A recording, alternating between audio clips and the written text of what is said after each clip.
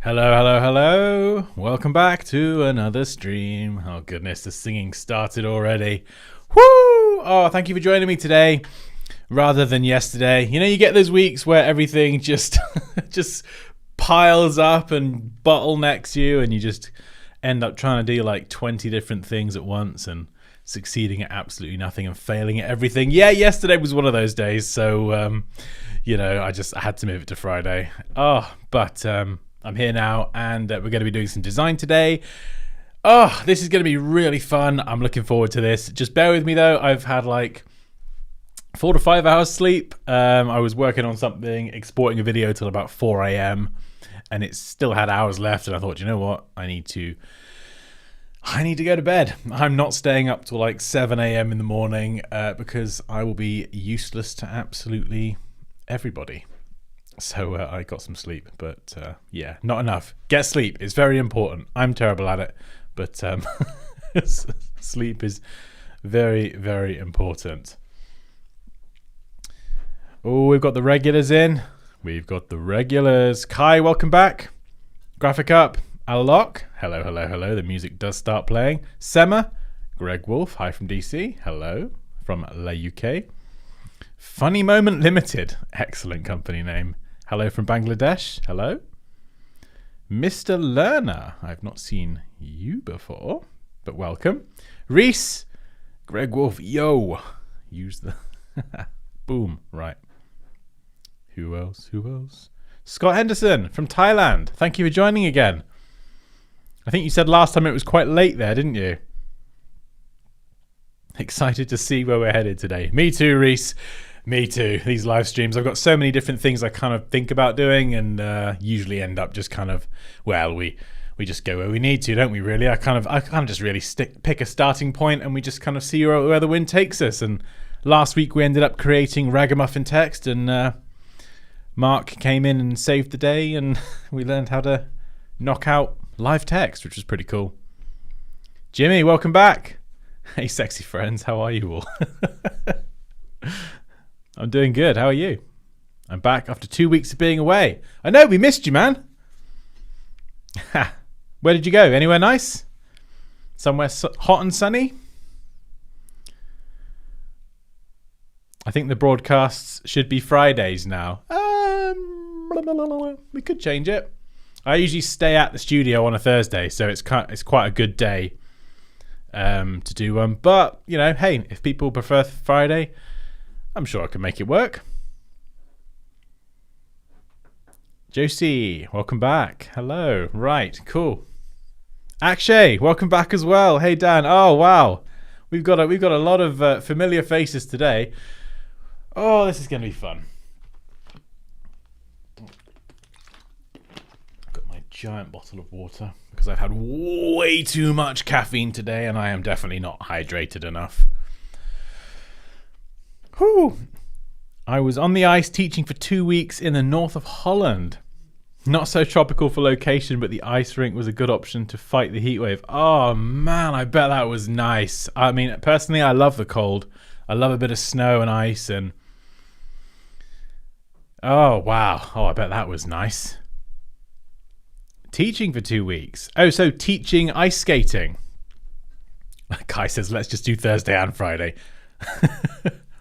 Right, what are we going to do today, Dan? That is a very good question. What we're going to do is, of course, if you've got any questions, you want me to demonstrate a technique, throw it out in the chat and I'll try and be as helpful as I can. But primarily I wanted to really focus on the mesh tool because this, I think, in my opinion, is one of the most powerful tools in Illustrator, and it's probably one of the hardest as well. It's one of those tools that, and be honest here, have you used the mesh tool? You've kind of had a go with it. You've made something that looks terrible, and then you've just never gone back to it.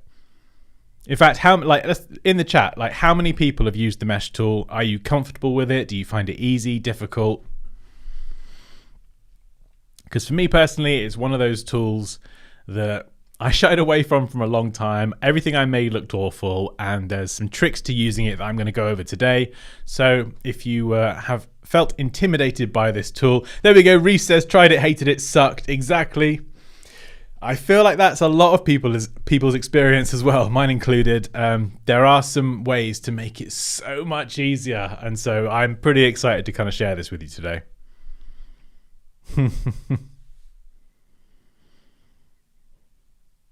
Yes, I did. Sometimes easy, sometimes not. Barry's had a few messes. Barry's had to play around with the mesh tool. Junaid, it was great. I've used it only fiddling around after your ice cream stream. Well, it's funny you mentioned that, Kai, because I've got some playing around of my own here. And actually, this is one way that you can use the mesh tool to make slightly more, I don't want to say realistic, because that is definitely not realistic, but it's more stylized 3D style ice cream with lighting, shadows, that kind of thing. So Illustrator does have some 3D tools, but as I stated before, they do have, to an extent, their limitations. If you want to get the most realistic looking stuff in Illustrator, in terms of probably graphics and 3D, you got to use the mesh tool.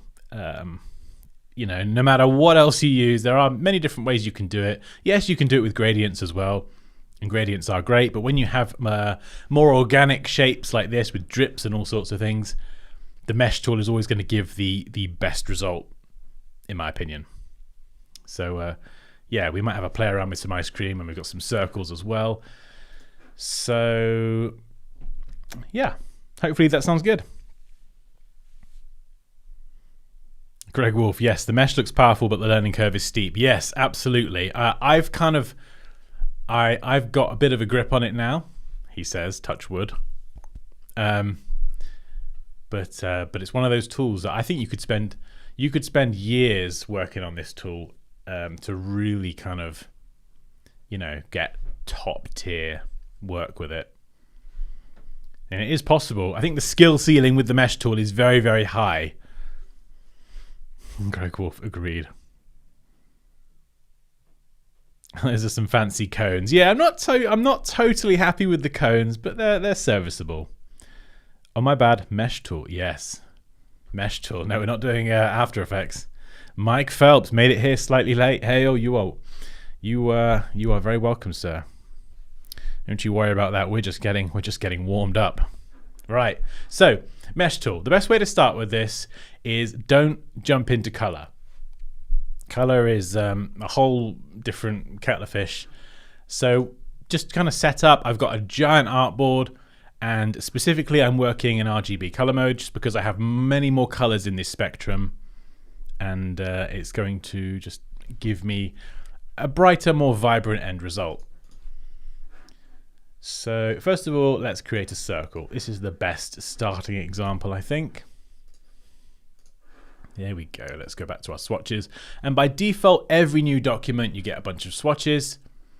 And we're going to focus on these ones here. So we have this lovely generated palette of different grays. And I'm just going to pick, what's that one? 50%. Yeah, there we go. So that is 50%. Boom. So we have a nice big circle. And there's a few different ways you can create meshes. You can go up here and you can go create a gradient mesh, and you can specify the rows and the columns. And this is one way that you can create a mesh if you'd like a bit more precision. You can choose the appearance and have these highlights and things. In my opinion, they're just pretty much useless. I wouldn't even bother with that highlight. Nah, we're going to add our own highlights and add them exactly where we want. So unless that is useful, don't even bother. So mesh tool over here on the left. If you don't see it, you might be on the what is it, the standard tool set. So just make sure you go to the three dots at the bottom and then switch to the advanced one, and you'll have millions and millions of tools here. I think there's about 87 in total. Should we teach all of those tools in one video? Is that possible? I don't know. Just a random thought. Anyway, let's go and select the mesh tool. That is U on the keyboard. And what we can do, if we hover over here, you can see a plus icon appears, and I can then click to add a point. Now, when using this tool, you're going to make mistakes. So have that edit undo shortcut, which is Command or Control Z, or Z if you're from the US. Just have that ready, because when you mess up, sometimes it's better to go back. because you can start adding lots of points, and before you know it, you've messed up your mesh, and you've made your life 1,000 times harder, which nobody wants. So as you may have seen then, when I click anywhere on this circle, it adds a vertical and a horizontal wireframe to this two-dimensional shape. And what it does is it tries to follow the contours of the shape. Now, if you have a shape that is much too complex, which we'll come to later on, it's going to just give you an error. It's going to say, nope, I can't figure this out. Sometimes it will add it as well. It will add your kind of wireframe, but it will be awful. So again, we're going to look at some ways to get around that. But this is a circle, nice and easy.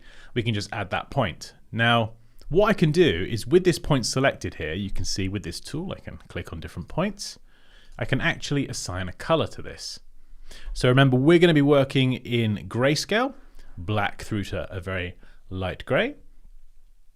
So let's go and pick one here. We can add a highlight, or we can add a shadow. That's how I'm going to be kind of using this tool to add depth and a bit more of a 3D feel to this sphere or circle that is now becoming a sphere.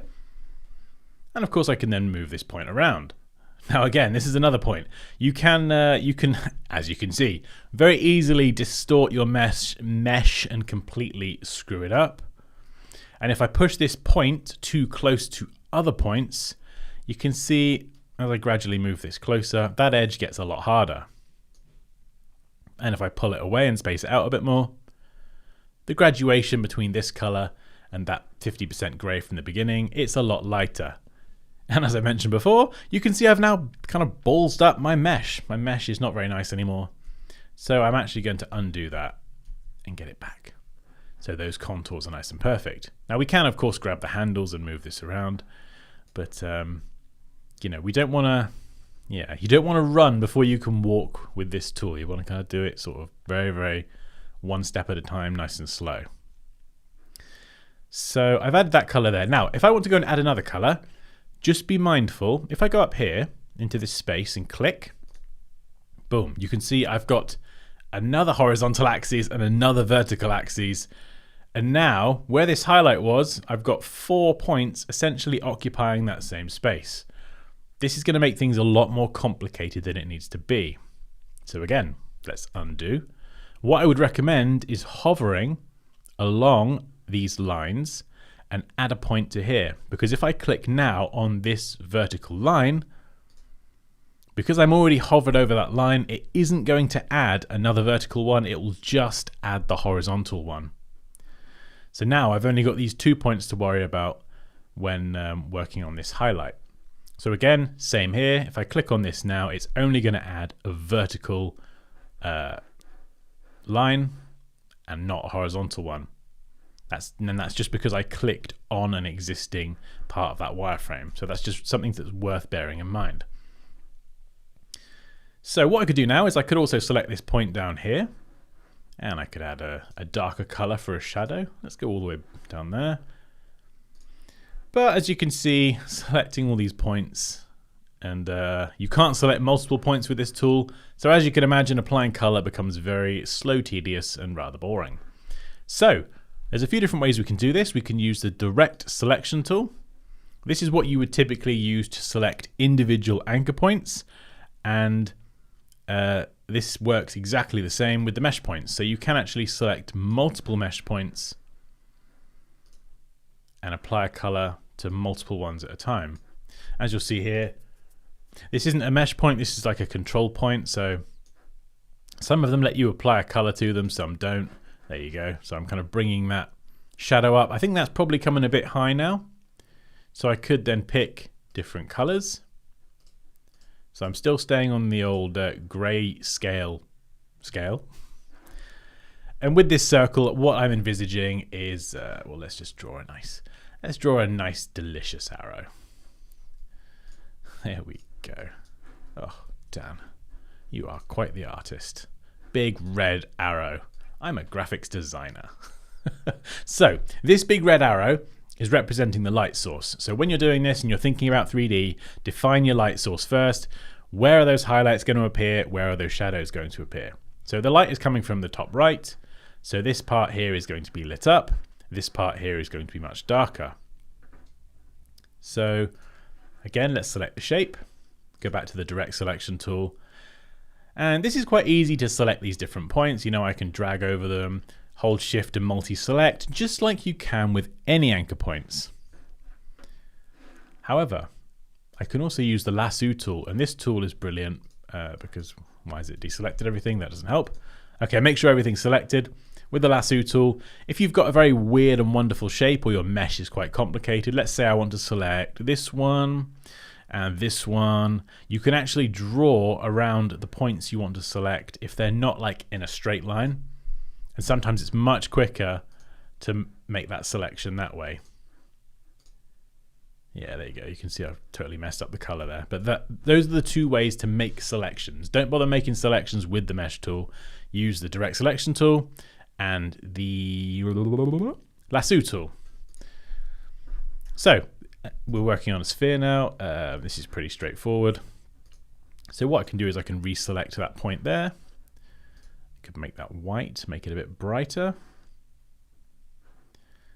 And then maybe down here, just make this one a little bit lighter.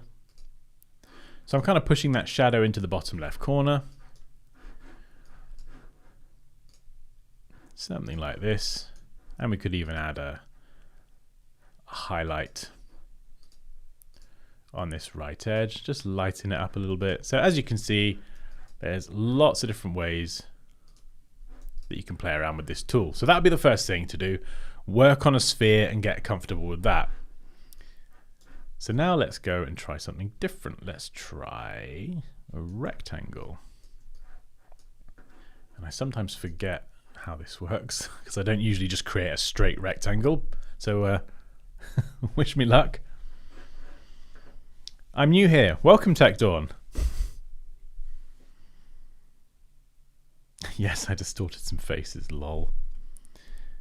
Farrakhan says, is the mesh tool the hardest to expert? Yeah, I think it's one of those ones that has, as I said, has a very high skill ceiling and takes a lot of practice. But when you get good with it and it kind of clicks, which hopefully it will by the end of this stream, I think it's brilliant personally. The mesh tool, yeah, I know, I can't speak, Greg. Dilshin, welcome. Please create an amazing background with the mesh tool. Oh, that's a good idea. Yeah, you can use this to create. I can't speak today. Create. You can. Goodness me. This is what 4 or 5 hours sleep does to you. You can use this to create very kind of abstract backgrounds as well. So there's loads of applications for this tool.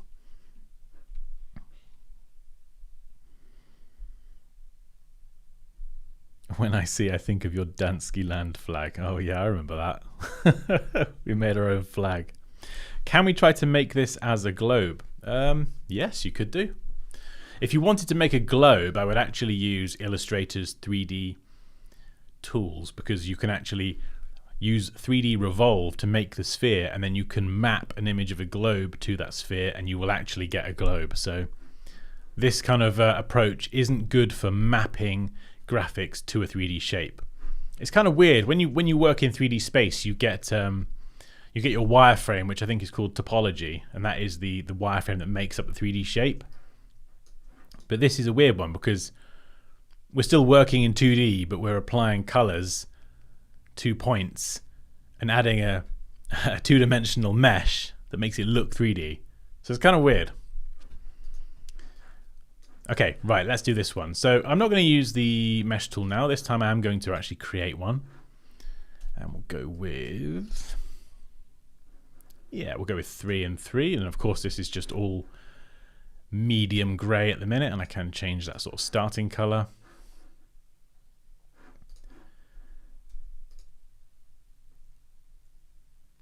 Oh, no, I know what I was going to do. No. Let's go back. I was going to round the corners off. There we go. Let's do that. Now I'm going to add a gradient mesh. Boom. There we go. Okay. So what we can do now is if I select these bottom left ones. Yeah, so you can see I've selected this one up here. I'm actually going to undo that. I shouldn't have captured that in the selection. I'm just going to go with these ones around the edge. Darken those down. And then lighten these up on the top right edge.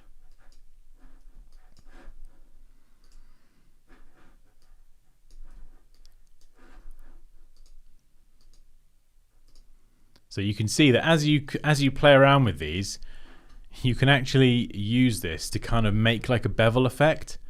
Now at the moment, the way you can manipulate the wireframe is pretty cool actually. So if you've ever used the scale tool before, you can use this to kind of adjust the scale of objects. However, something else we can also do is we can select these 4 points in the middle, and we can actually use the scale tool to move them as well.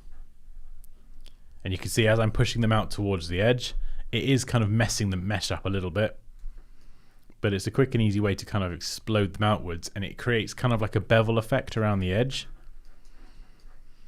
So if I go and apply these colors again, and then maybe we'll have one up here.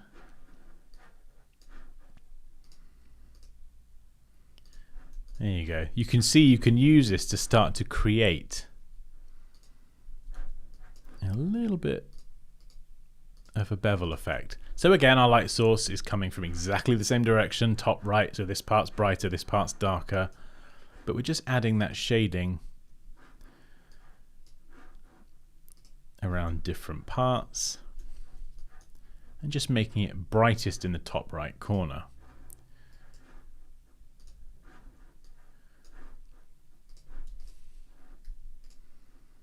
Yeah, maybe that one. Make it a bit brighter. Now what I could do is I could even let the light kind of spill over onto this bit. So you can see I've got this point here. I can of course move this around. And I could start to brighten this up. Now of course you're losing the kind of curved edges of the bevel a bit.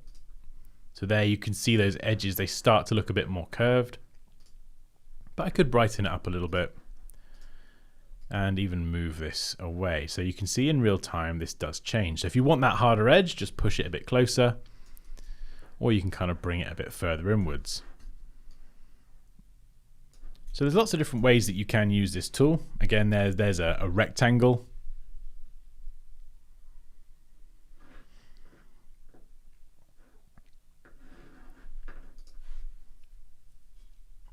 So there's a couple of shapes, nice and easy. But when it comes to adding color, there's a few different ways to do this. So if you're feeling confident, you can start adding colors. Let's just do another circle quickly. I'll show you a good way to kind of get shadows and things looking good. So I'm feeling brave. Let's create a blue circle. Quickly add a mesh point. Right, I want to create a lighter blue and I want a darker blue. Now, one way you can do this is with the color picker, and you can drag this down here. Oh no, that's the highlight. Yeah, you can drag it up like so. And you can do this with the color picker, this is fine. Or what you can do is switch over to the color tab. Don't mess around with the hue. I mean, you can do actually, it does look quite nice. So you can see we can actually change the hue and make that a bit more turquoisey, which is arguably quite nice actually. But we can also switch to HSB, and this stands for hue and saturation and brightness. And it's a very quick and easy way to do this. We just adjust these sliders. So if you want it darker, you bring it down, lighter, you bring it up. Now I want to highlight, so I just want to bring the saturation down. And you can see we kind of nudge more towards white. And if I did, like I say, want a bit more turquoise, I've got the hue slider here at the top. So you can still adjust the color if you want to, but the saturation and the brightness slider are the easiest way to do this, because now I can just select points and I can drop the brightness down here. I can make a note of this color, copy this 6-digit color reference, and I can actually then go and apply that. Oops.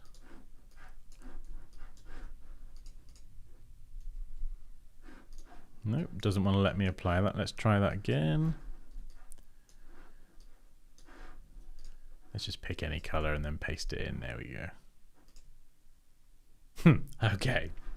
So as you can see, that looks absolutely horrendous. And this is kind of similar to when we were adding shadows. I think I've mentioned this before. You don't want to go straight black with your shadows. you want to have a bit of the color of the object in there. So at the moment, this is kind of a darker version of that blue. So if I go back to HSB, you know, you can see that if I just bring the brightness down, we are just going to black. So if you're going to go like a little bit, it's fine. But what you might want to do is just adjust the hue slider ever so slightly. Just so as you bring the brightness down and it goes a bit more towards black, you're introducing a little bit more of that color coming through. It's quite hard to explain. So something like this. So when those shadows get really, really dark on this object, they're not just black. They actually have, they look like they've got some color of the object in the shadows. If you want the best example of this, try it with yellow. In fact, let's try that. Because yellow, well, yellow is a lovely color, isn't it? But if I do this, let's go and add some, and I bring this down, you can see it just looks gross. It looks really, ugh. So first of all, I would bring the saturation up, because of course if you bring it down, it's going to look even worse. But then I might just nudge this towards the, I might nudge the hue a little bit more towards the orange and red side. And then maybe bring this up. So I've still got that shadow in the corner, but it's just not black. Do you see what I mean? Does that make sense? Let me know if it doesn't. Let's go and add a highlight. There we go. Whoosh. Nothing too crazy, just a little bit of a highlight.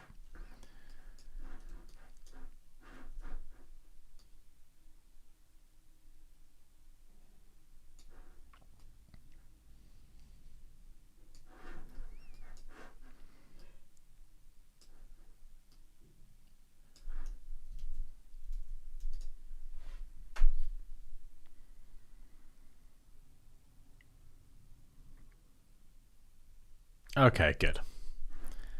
Good. Yeah, I mean, even this one, you can see that shadow does look a little bit dull, a little bit muddy. So that's the kind of thing that would need work. So you might then brighten this up, keep the saturation nice and high, and then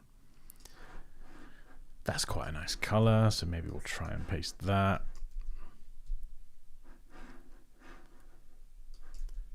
Oops. Huh, my keyboard shortcuts are all over the place. Let's try and do that. There we go. Yeah, so we're just kind of warming up and lightening up that shadow. So it still works as a shadow, but it's just not got too much black in it. I could even try and apply it here, actually.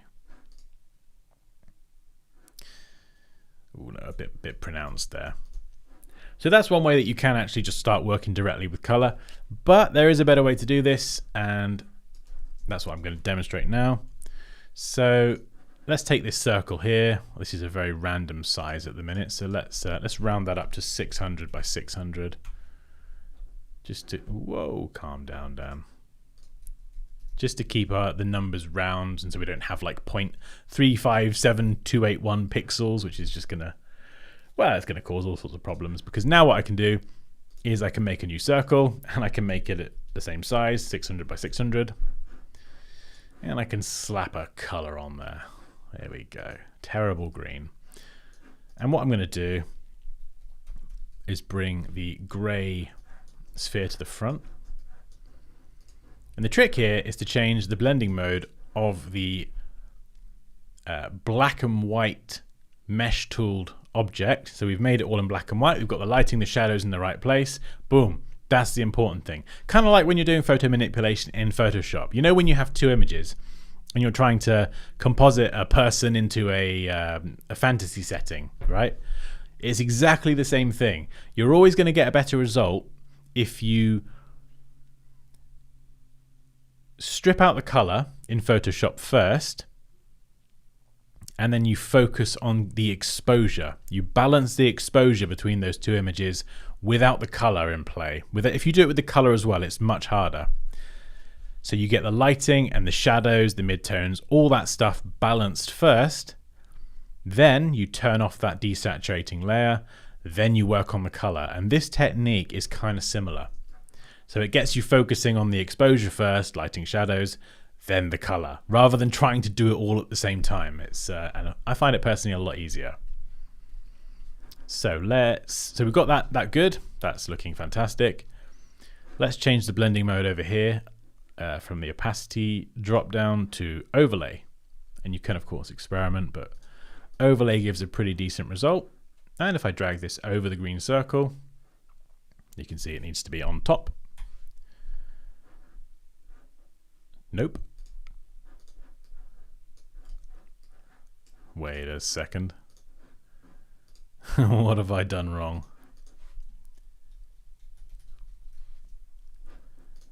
Hold up. Have I got that right? Oh no, he's done something wrong. What's he done now? What's he done now?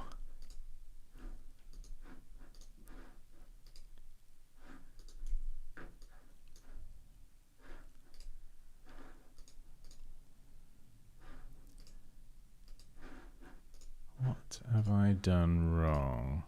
I feel like I've done something wrong. We are working on the same layer, aren't we? How strange. Okay.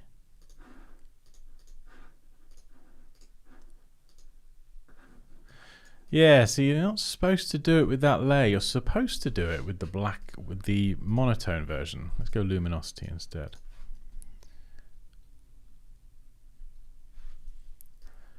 Oh, that's interesting that overlay isn't working. Why is overlay not working?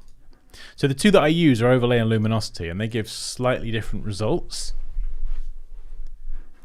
Let me just grab another example. There we go. Paste this one in.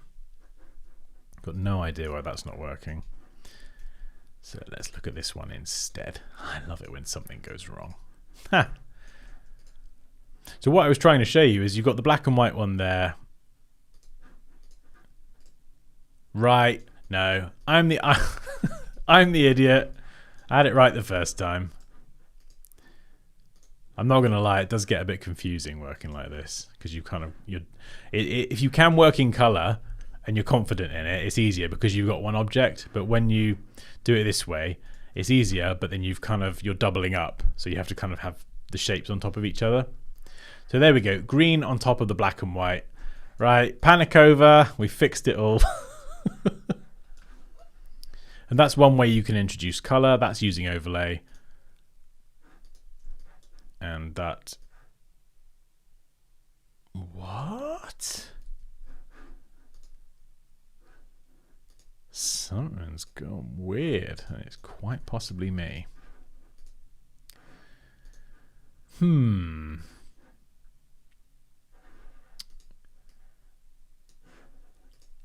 Yeah, look. Right, I'm going to grab this example. Just to check I've not gone totally mental. This is what I'm trying to demonstrate. Mesh tooled object, opacity, overlay. So the black and white is set to the overlay. This one here is set to orange, or whatever color you like. Let's change it to our terrible green. There we go. Oh, right. I think it's just that particular color. Okay, that's interesting. I picked such a ridiculous color. It's not working. Right. Huh. Didn't see that one coming, did I? Okay, so that was correct. I have not gone totally mental. Right, there we go. Okay, I didn't know that. So don't pick a crazy, bright, punchy RGB color because it will cause things to break. Anyway, as I was saying, it's all right. Calm down. Crisis over. So yeah, we want the gray mesh tooled object on top. The blending mode set to overlay. I think you can do luminosity as well. Yeah, so right. Okay. It's all right. We're back now. We're back. So I'll start with overlay. The color needs to go on the bottom. So this needs to be behind the other image, not on top like that. And then when you kind of line these up together, you can use this to change the color. Now, if I try and move this, you can see it moves the layer on top, which is a 3D object. So you can actually right click, go select, next object below. And then once that's selected, then you can change the color. And you can see now it's very, very easy for me to change the color of this object. So I could go for a nice blue, punch it up, pretty much do anything I want. So that is a very, very quick and easy way to kind of separate the lighting, shadows, exposure, all of that, and then pick a color afterwards. Depending on the color you choose, it will completely break everything, as you've already seen. But also, I think there is a quick way to select what's behind. Hang on a second, there is definitely an option. I saw this the other day. Where is it? Selection. Command click to select objects behind. There we go. Nice little checkbox there. Although I don't think that's going to work for some reason. That doesn't actually appear to work. No, that doesn't work. So there is an option there. It might work for you, but for whatever reason, it's not working for me. So I have to just right click and go select, next object below. So sometimes overlay works and other times luminosity works. Luminosity will kind of generally give you more pronounced, blacker shadows and brighter highlights, but it does depend on the colors that you pick, which one will look better. So try them both. Yeah, as you can see, some colors they don't really kind of work with this technique. They like that shadow just looks horrible. And I think it's when they become especially punchy. Like if you're going to go for neon pink or something, you're not going to get the best result. But that's one way that we can add color. So just remember, add the blending mode, overlay or luminosity to the 3D mesh tooled object. The color just sits behind like a regular shape. Okay, hopefully that makes sense.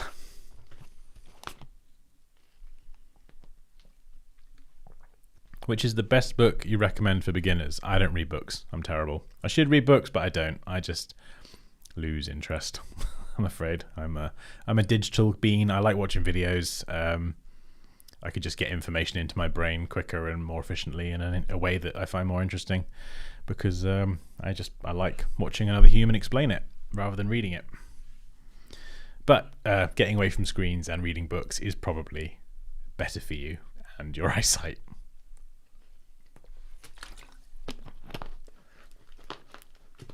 Whoa, good to know, says Josie.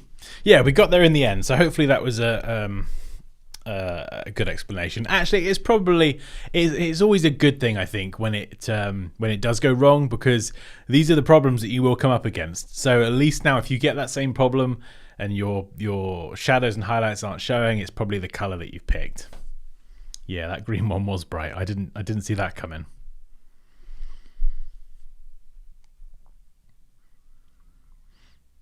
That's a good point, actually. Yeah, you can do it the other way around. You can have the color on top and you can change the blending mode of the color. I think you might get a very similar result, actually. Let's have a look.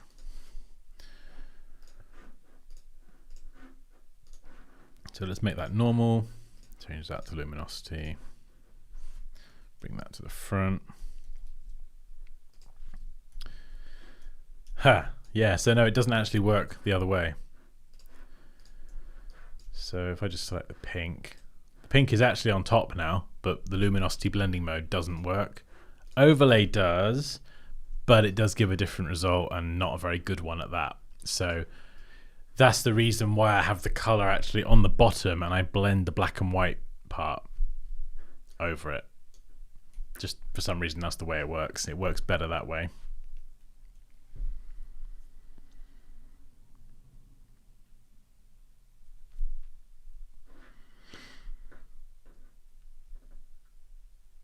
Yep, live better than book. Love from Bangladesh. Thank you very much, Aeon. You could use one simple shape and use global colors, which is quite different, but it gives the same result you're working on now. Yeah, global swatches are brilliant. If you don't know what global swatches are,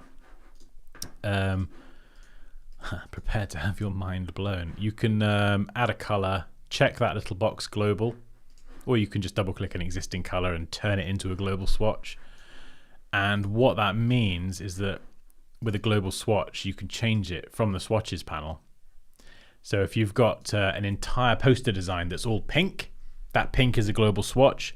You can very quickly change the entire design to purple or blue just from this panel. You don't need to change the color and then re-add it to every single version of that color in the document. You can control your colors from up here. So it's very, very useful.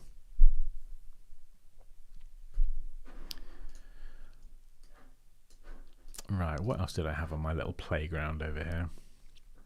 Ooh, ice cream.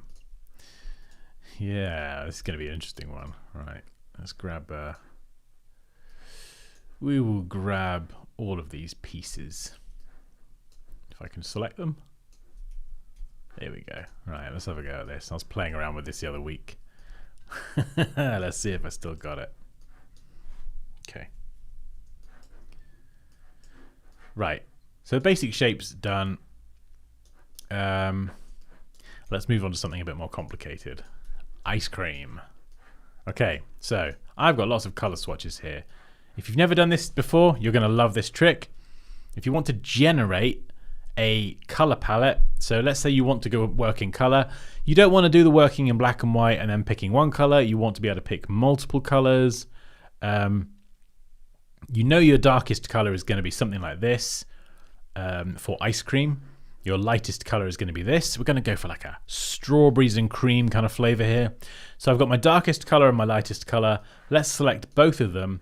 Rather than trying to create all of the swatches in between manually, we can actually go to blend and select make. And we get a smooth gradient between both of them. However, we can also go to blend options. We can change that to specified steps. And if I bring this value down considerably, we can actually choose how many steps we would like between those two colors. Press return. Expand this blend. Ungroup everything. Right click and ungroup. And now I've just got all of these as individual circles, and I've basically that is my lighting for my ice cream. I've got my medium color here, my shadows and darker areas are here, and my highlights and the lighter areas are going to be there. It's just a really quick way to generate all the colors. So now it's basically like I'm basically now working with the grayscale palette. We've got dark, medium, and light. The difference is that it's just one particular color. So it's exactly the same as if you were working in grayscale, but now we're going to actually be applying the color directly to the ice cream.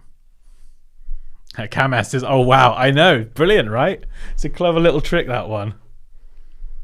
Recolor art. Yes, we will come to that in a bit, Dilshin, because we're going to make this delicious ice cream here, but then we're going to be able to change the color or the flavor of the ice cream very, very easily as well.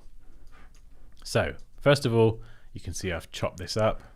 So let's merge this back into one shape. Actually, I think I've got that as...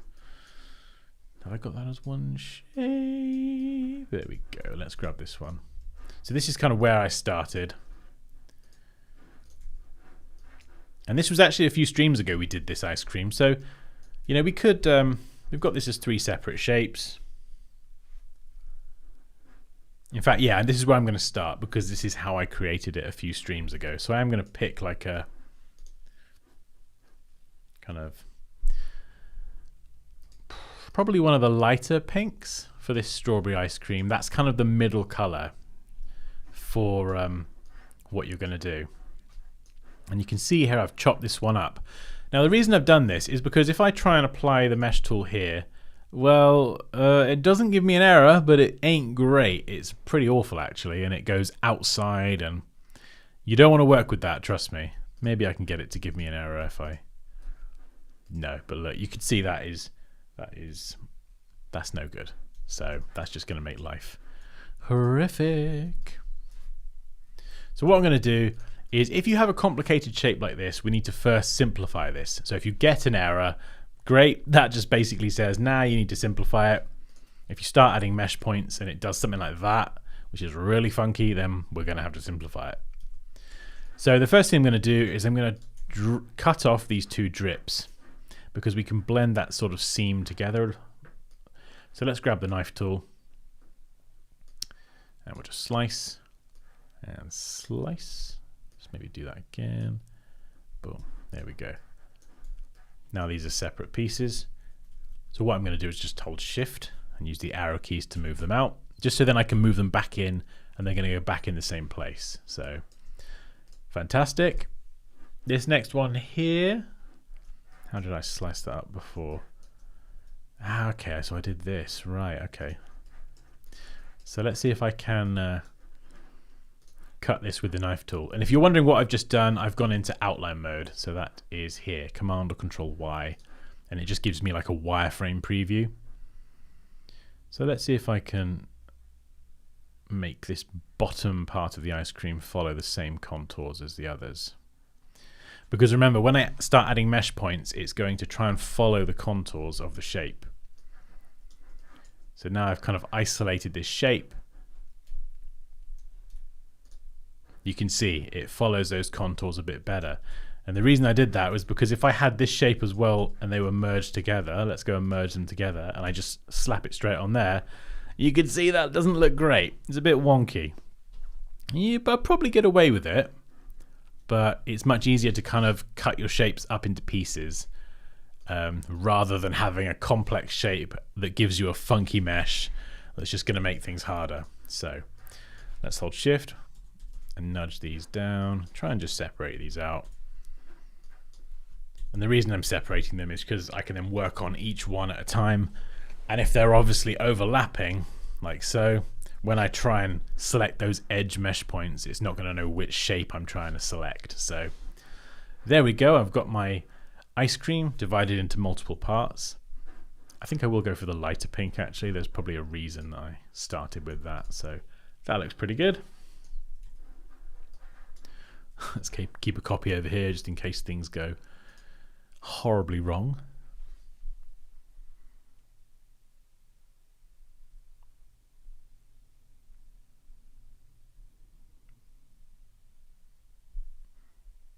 Graphic Zone says, yes, recolor global swatches and blend shape tool are very useful. Yes, they are. Which of your playlist of Illustrator is for beginners? Oh my goodness, I've got about 200 plus Illustrator videos, so I think there's a whole mix in there. I think there are quite a few things that are good for beginners, but I couldn't tell you which one specifically. Right, okay. So now I've got some more simplified shapes. We'll start with this one. This is, I think, going to be the easiest one. I'm not just going to create 3D looking ice cream. We could do, but I want to add like some layers, some raspberry rippleness or something, strawberry rippleness, whatever you call it, I don't know. So let's click. And I'll keep on doing and clicking until I get what I feel is a good point. Yeah, not too bad.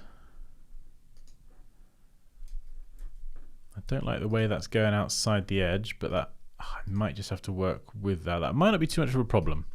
Let's try.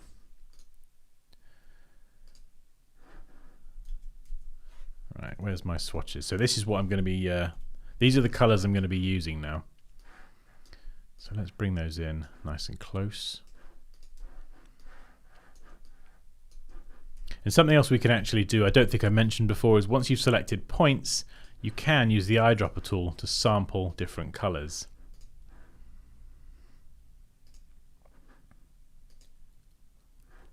So let's start by adding some lighter ones up here.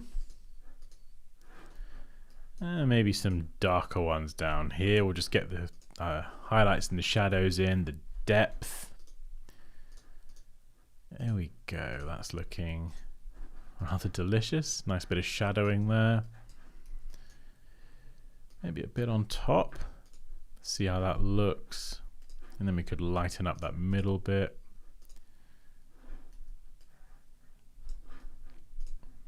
And this is why it's so handy having this whole array of, like, 12, 13, 14, however many swatches it is, ranging from light to dark, because it just gives me more colors that I can then add in as highlights and shadows. So this is looking, yeah, that's looking rather nice. Oops. Let's move that one out of the way a bit. Go a bit darker up there.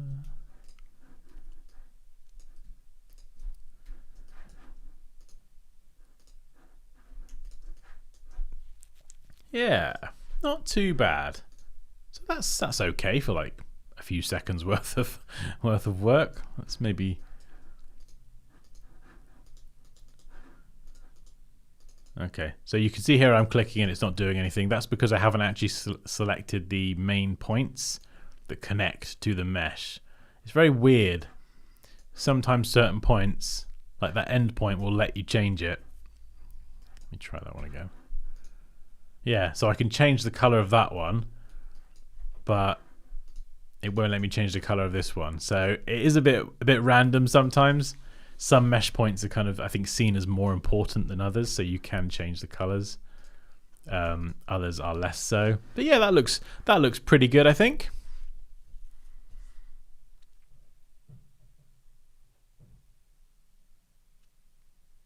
Drop the gradient in the ice cream. Yeah, you can use gradients in Gradient Tool, but the problem is when you've got curves, getting a gradient like here, you can see that gradient follows this curve along the edge. So gradients are great when you've got very simple shapes, but when you've got complex shapes or more organic shapes and you need to bend gradients around an angle, there's a few different ways you can do it, but this is definitely the easiest and the one that will give the best result if you can pull it off, in my opinion. Archaic Arts, after seeing this, I just want to make a bunch of swatches.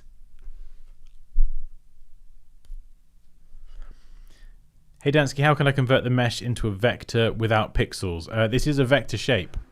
So we made this from scratch in Illustrator. All these points, because it's using anchor points, it's all mathematically created. So this is a vector. So I can scale this to any size. Not enough points, we need to add more. So yeah, you can add more and get more depth. I'll show you in a minute. I want to add like a nice raspberry, ripply thing, some sort of something delicious through the middle. So what I'm going to do is, remember, we're not adding here because it just creates more geometry than we need. So I'm going to click here and it adds another little row running parallel almost, well, not quite, but it follows the contours of the shape. So we'll add one above and one below. And the reason I've done that is because now I can select this middle point. And I can pick, if I pick the darkest color so you can see, it then adds that, I don't know what you call it really, like an ice cream ripple, a wave of sauce or something, rippleness, I don't know. A bit dark at the minute, so let's lighten that up. Something a bit more subtle. There we go, very nice.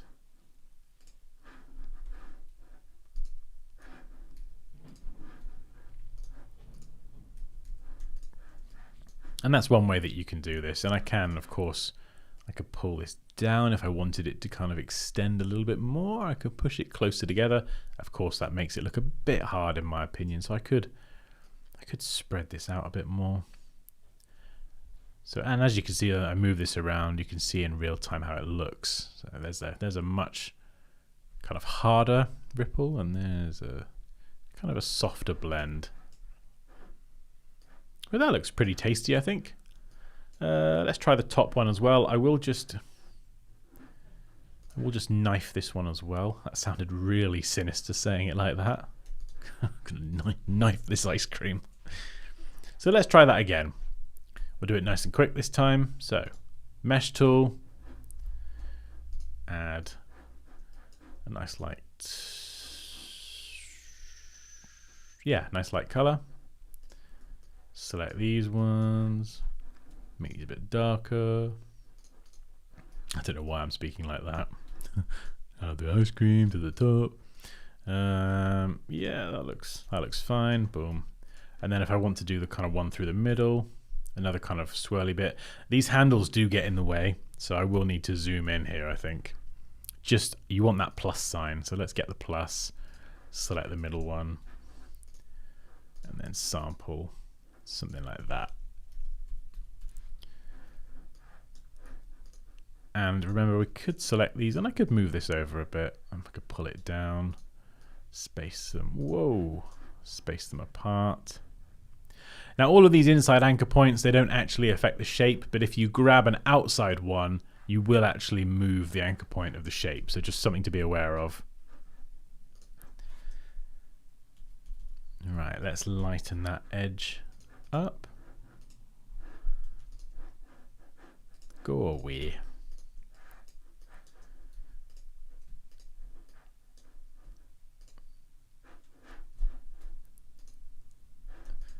Yeah, something like that. Now, if I wanted this one to not run all the way to the edge, I could add another point here and lighten that up even more. And you can see it kind of fades that one out and sort of almost cuts it short. I could do the same here. Kind of have it just occupy this space here. So you can see it doesn't go there, it doesn't go there. This one here at the bottom extends the entire width. This one is kind of just like a little bump there. Of course, as I mentioned, the downside is we are making the geometry more complex. So just be aware of that before you start doing it. And this is why when I'm doing this, I will kind of like, I'll get to a point and think, okay, it's looking good. I've not screwed it up yet. Let's just copy everything and we'll carry on working on this copy. If anything goes wrong, I've got a backup. But I'm feeling confident today. So, right, now I did cut this in half. Let's put it back together. Of course, you can see the immediate problem. The colors don't match. So, one way around this is I'm going to leave this top one. Actually, no, I'm gonna add some color to this. So, let's add a highlight there. To this top one, it is the top of the ice cream, so we're gonna lighten that top edge up. Right, so where these lines meet, we need to try and match the colors and make them the same. And this, I'm not gonna lie, this can be quite fiddly to get this to look good. So I'm gonna use this color here. We'll click that one. I've got to make sure. We'll just nudge that one up because I will forget. Lasso tool, and we'll select this entire top row. Very carefully, there we go. Make that the same color as well. And then when we line these up, you can see they kind of blend together seamlessly. We don't have a hard cut.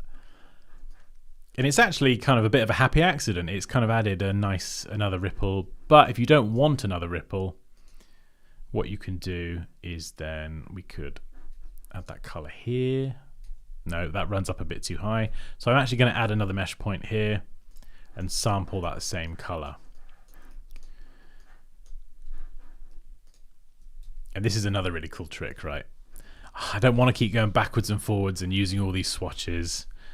I want to zoom in and I want to just pick colors quickly. Now I've made a selection here of these 2 points. With the eyedropper tool, you can actually hold down Shift and click and it will sample the exact color that the eyedropper tool is over.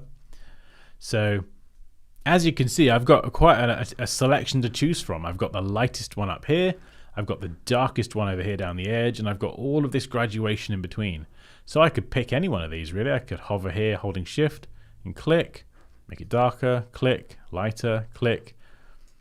So rather than going back to that palette at the top, I can just, as I start adding more colors to this mesh, the darker ones, the medium ones, the lighter ones, I can just eyedropper tool those same colors and even in between colors as well, because they're all graduating into each other. So yeah, this is looking all right. I might add another point there just to make it a bit darker. Keep that highlight localized a little bit more to the right side. Maybe make this bit a bit darker. So I'm just using the eyedropper tool again to sample that color.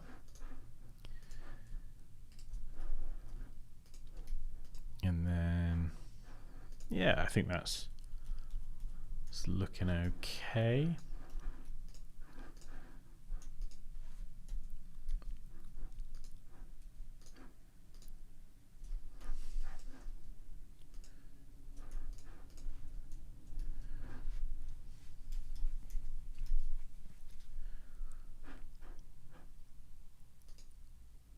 Yeah, so I think I might need that to be a bit lighter actually. So let's go and let's do this again. We'll select this top row. So I want to try and get a seamless blend. What's that color? I remember I've got the hex value up here, so I can actually copy those 6 digits.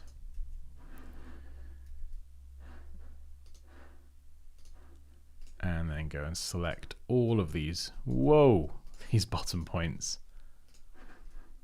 And paste that value in there as well, which it doesn't want to do because copy paste doesn't want to work for some reason. FFD 5D5. FFD. Yeah, so it's not pasting for some reason. FFD 5D5. Illustrator being Illustrator. Oh, hang on, wait a second. No, my keyboard is working. Okay, well, it's just not letting me type in there for some stupid reason. Who knows why? Ha! FFD. No. 5D5. Yeah, it can be a bit weird pasting in color references for some reason. I've got no idea why. If it does, just paste it into the main color picker and you should be able to brute force your way through that issue. FFD 5D5. So there we go. We've got a much more seamless blend now. That's looking pretty nice. FFD 5D5. Yeah, there we go. That's looking better. We've got the shadow on the left. We've got a much more seamless blend here and a nice highlight localized to the right-hand side. I think actually we could even...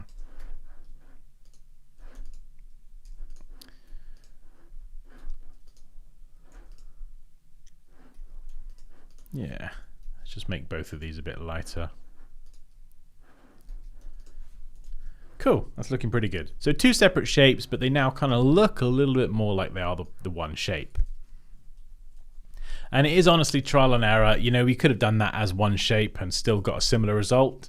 The mesh probably wouldn't have been too bad, but just, you know, try it. If you have a difficult time, chop it up into simple shapes, because if you can simplify a complex shape, then you're basically going back to this. These are simple shapes and they're much easier to apply points and colors to. So if you do have a complex design, break it apart into simple shapes, and you'll see with the drips in a minute, when they're simple shapes on their own, it makes it a lot easier to work with. So there we go. We've got some nice ice creamage. Ice creamage, is that a word? I don't know. I'm doing this very quickly. Of course, you could add more shadows there where the top blob of ice cream meets the bottom. Anyone else fancying an ice cream now? Neat tip, you're nailing it, Dansky. Oh, good, good. Hopefully this is helpful, because this is the whole purpose of explaining this tool is that I've gone through the difficult, frustrating part of learning it and trying to get my head around it. And even it's one of those things that even now I find it tricky sometimes. But there's definitely some mistakes that I made and I kept making that put me off using it. So hopefully this is going to give you a bit more confidence using this tool if it's something that you've kind of shied away from, quite rightly, because at first it can be horrible. It's cool seeing how the projects keep evolving every stream. Yeah, it's I think we did this ice cream weeks ago, didn't we? It started off as an icon, and what did I do then? Did I do the mesh tool back then? I think I did. I did, didn't I? Yeah, we did some mesh tool stuff a few weeks ago. I think I just dived in and made an ice cream. But this is taking it like another step further. We're kind of working on a bit more detail. Right. Okay, let's go ahead and try and finish this ice cream up, because then I've got something else I'd like to show you about changing the color and the flavor. Okay. So again, I'm not going to bother going out to my swatches. I'm just going to hold shift and sample all the colors. I've got all the colors I could possibly need in this piece of ice cream here. So let's just sample the highlights and that from there. And then we're going to add the nice pinky bit. Delicious. And we'll just trim that short. And then add another one there just so it doesn't quite extend to the edge. Boom. And then maybe separate those a little bit more. And I might make that one a bit darker actually.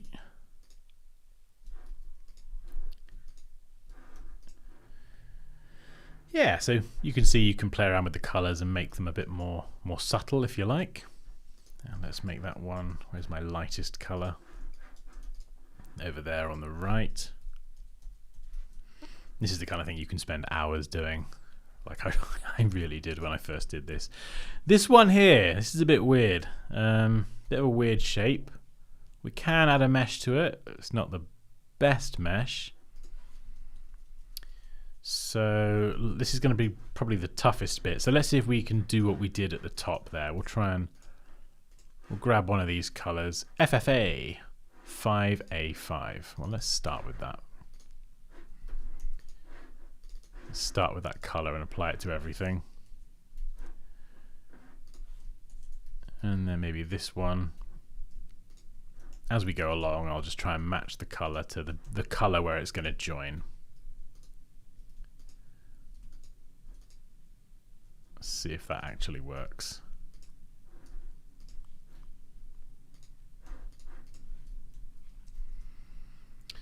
Not too bad. Not too bad. We've got a little bit of a hard divide there.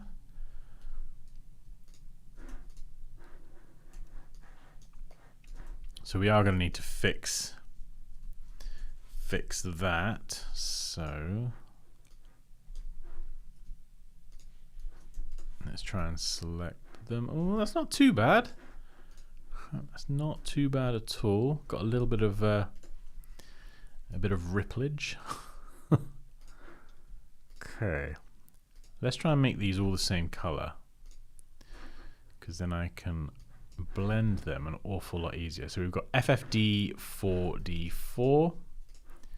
Select these points, make them FFD 4D4 as well, which should, oh, that doesn't work. Should in theory help them all blend together. And this is why I say it's kind of, it can be tricky, because you have to try and pair the colors together.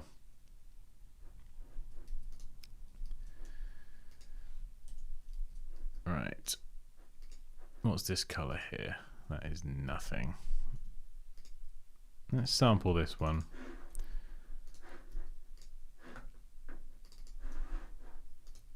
Yeah, see, so I can't apply a color there. That's the problem. Some points will let you apply a color. So I'm going to have to go over to this point here and possibly work on that color. And this one? No, I can't apply a color there. So that one. So I've worked on those endpoints, but that middle point, I can't apply a color there. So let's add another mesh point. And then it will let me apply a color to the edge. So you can see a much more seamless blend there. So that is one way to do it, is to add more mesh points to the edge. The only downside is that, as I mentioned, I am complicating the geometry more.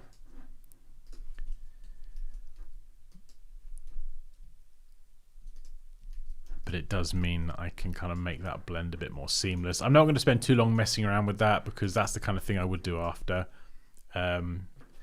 It is a pain. It's not the most fun part, but it's the kind of thing that you can, like, you know, I could spend ages doing that, and I probably would do. And maybe down here I've got a bit of a droop here, so I'm going to actually go and add another point, and we'll add a little bit of a highlight there, subtle highlight, maybe a brighter one here on the right side.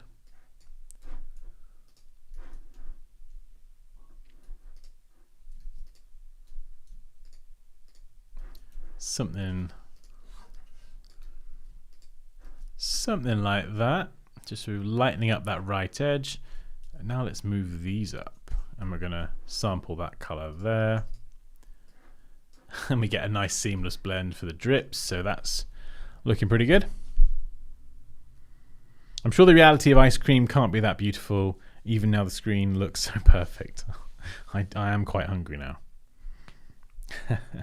Hey Devesh, welcome. You're the best making anything from scratch. This is exactly what I teach my students to do. Oh, awesome.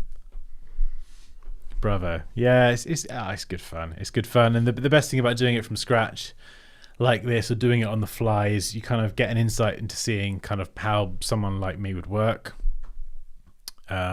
Everyone works differently, so this is just kind of how I do it. But also things will invariably go wrong, and you kind of then get to see how I deal with it. And then we both end up learning stuff, you know. That's the one thing I've noticed. Being a designer, you never stop learning. There's always a different way of doing something. I always was shying away from the mesh tool. Now I cannot keep away. Thanks, Dan. You're welcome. Yeah, no, it's a good one. It is a good one. In fact, I'm just going to drop a link to my course. Shameless plug incoming. There you go. There's my course. In the course, I go through the mesh tool in plenty of detail, kind of covering the basics, some of what we've done today. But then I go on and make a 3D iPhone case. It's really cool, actually. It looks quite realistic because it's like a product. But yeah, that's an entire lesson dedicated to the mesh tool.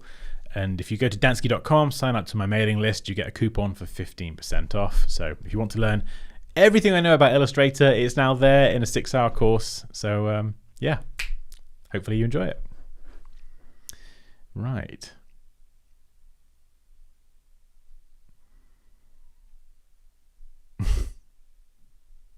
Danny says, good morning. How long has the stream been going? Oh, that's a good question. What are we on? Blah, blah, blah. Hour and 15 minutes. Got to work on my Sunday now this Sunday. Yeah, go and create some ice cream. Honestly, once the mesh tool clicks, it's a lot of fun. It really is addictive.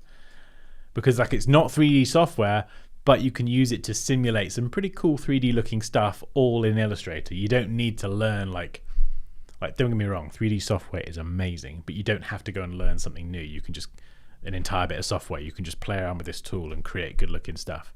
Right, this drip of ice cream is going to be really easy because I can just go boop and then add a nice light bit, and it adds that highlight. You can see how quick and easy that was to add this highlight. You know, try that with a gradient tool. It's just not going to be as easy. No way, Jose. There we go. Boom. Let's add some shadows in there as well. Oh, we've got shadows pretty much. Okay, let's just lighten up that right side. Whoa. There we go. Lasso tool makes it much easier to make those selections. There we go. That's a nice color. And let's lasso tool this one as well. Go for like a medium pink. Nice. Nice. Can I make that one darker? The only problem is now, as you can see here, we've got this same problem again. So I'm gonna, let's add a mesh point there. Try and make that a bit more seamless. Mesh point there. There we go. So adding those additional mesh points, yeah, they can make it easier to kind of join different segments together, but it does complicate your geometry. So I could spend ages playing around with this, but that's looking pretty good for now. And there's the kind of mesh, so you can see what we've done. So whenever I kind of grab someone else's mesh tool work, or if you ever do this yourself, you'll look at this mesh and go, oh my goodness, how did they do that? What is that? So hopefully going through all this today has kind of sort of broken it down into more easily understandable steps, especially with using the knife tool to slice up a complex shape into something simple, and then you can just deal with it step by step. And if you find one shape, like this one's a bit of a weird shape, if you find one shape in particular quite difficult, at least you're working on it isolated from the rest of the stuff, you know, so you're not gonna, I don't have to, if I completely mess up this mesh, it's not gonna mess up anything else because I've separated it. So but yeah, there we go. That's some semi tasty looking ice cream. Could I add a little bit here? Might be able to add a little bit more rippliness there without totally messing up that seamlessness. Oh, that's not too bad. Oh, that's, yeah, there we go. That's a little bit better. Right, cool, amazing. Yeah, anyway, as I said, I could play with that till the cows come home. So let's now select this.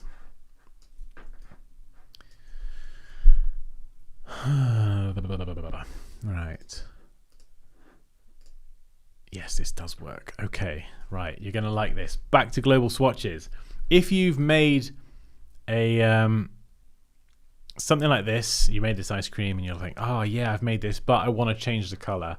There's a few ways we can do this. One way is to select the entire thing, go up here, go add selected colors, and it will add all of the colors we've used as a global swatch. And obviously you can see there's a lot of them there. And if I delete them, yeah, no. So that's one way that you can add all these global swatches, and then you could go and change them. So I could go and change this one, and I could change every instance of that color there to this. The problem is there's quite a few of them. Yeah, so you can see that whole swatch there is just that one highlight.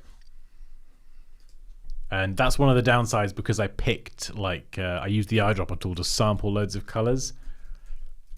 However, there's a much easier way to change the color of this, and that is to select everything, go to edit, edit colors, and recolor artwork. And this panel is amazing. And it's recently had an update with generative recolor, which is in beta. This is cool because you can specify a specific number of colors. So we could make this ice cream out of 2 colors, 3 colors, 4 colors, whatever you need. And here by default, you can see all of the colors on a color wheel. So if I pull this around, oh, look at that. We're changing the flavor of the ice cream. Now, some of these colors look admittedly better than others. So we could go for like a cherry flavor, blue flavor. And this is a very quick and easy way to just change the color of everything all at one go. So let's go for like a mango color or something like this. Now you can unlink the colors if you want to, and then you can adjust them individually, but that's kind of similar to playing around with the swatches individually. We don't really want to do that. And you can of course reset that up there. So let's, where's the mango? Let's go back to, there we go. You want to grab that big circle because then it will pull all of these colors around together.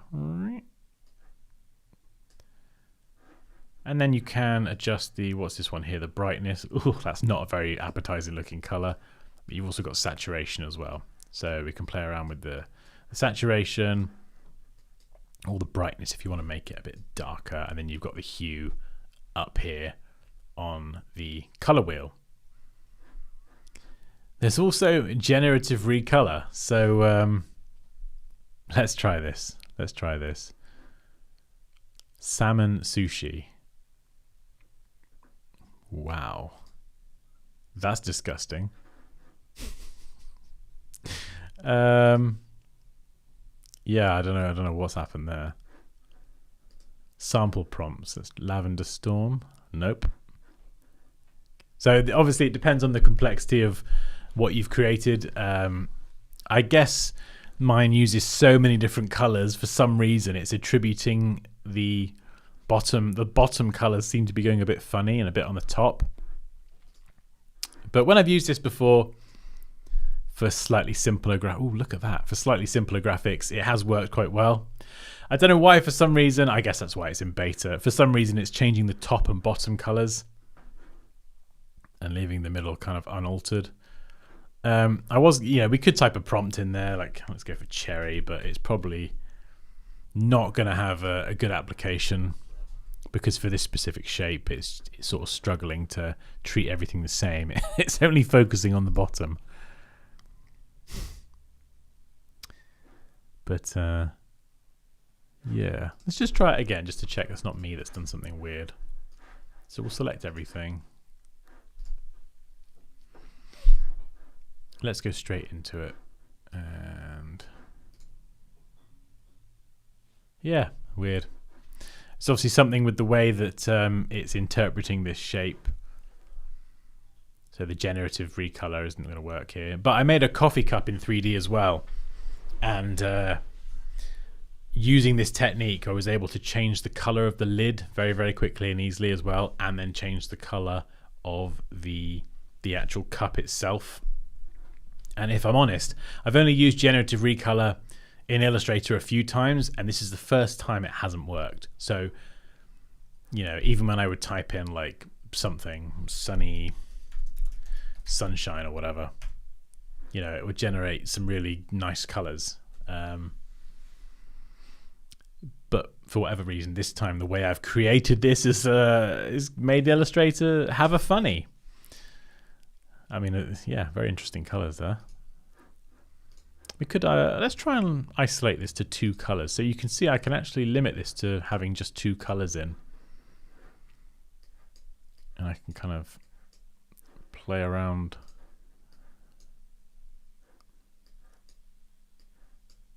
I mean, that's definitely more than 2 colors. Because I'm changing those 2 colors, and there's a bunch of colors that aren't changing. So I've definitely confused it somewhere. Sunny sunshine. Let's try again. No, I was hoping making it 2 colors would make it easier for Illustrator to understand, but no. But anyway, the general kind of recolor works brilliantly. You can use that to, you know, change that to like a mango flavor or something. Much quicker and easier way to change the color rather than going through manually and picking up all these colors and then changing them all to yellow, which just that would take forever.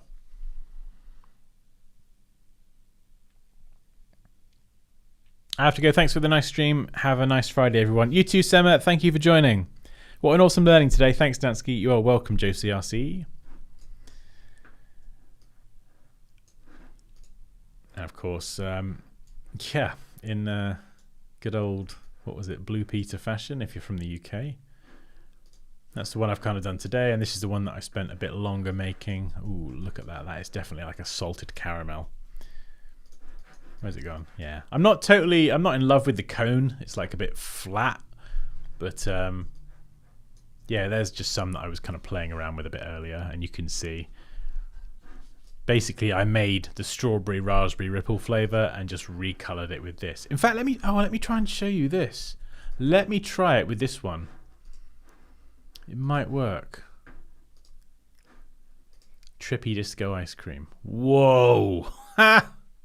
What is that? Let's go with the sample ones. Salmon sushi. No, it's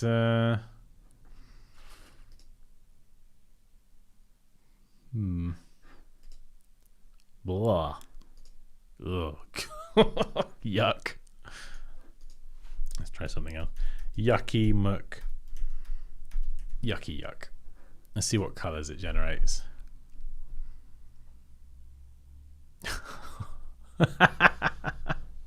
There we go. That is definitely yucky yucky yuck for sure. It's a good thing we've got that reset option at the top. But yeah, that's how it can kind of end up looking. Oh, whew. Right. I think I need to go get some ice cream now. Oh, you're welcome, Akshay. Hopefully this has been helpful. Thank you, Greg. Trolls movie ice cream. Exactly. Oh, man. But yeah, so just to recap everything we covered. Do your lighting. Practice with circles first. get familiar with using just grayscale, lighting, shadows, that kind of thing. Then have a go at doing rectangles as well, and you can kind of create like a bevel effect around the edge.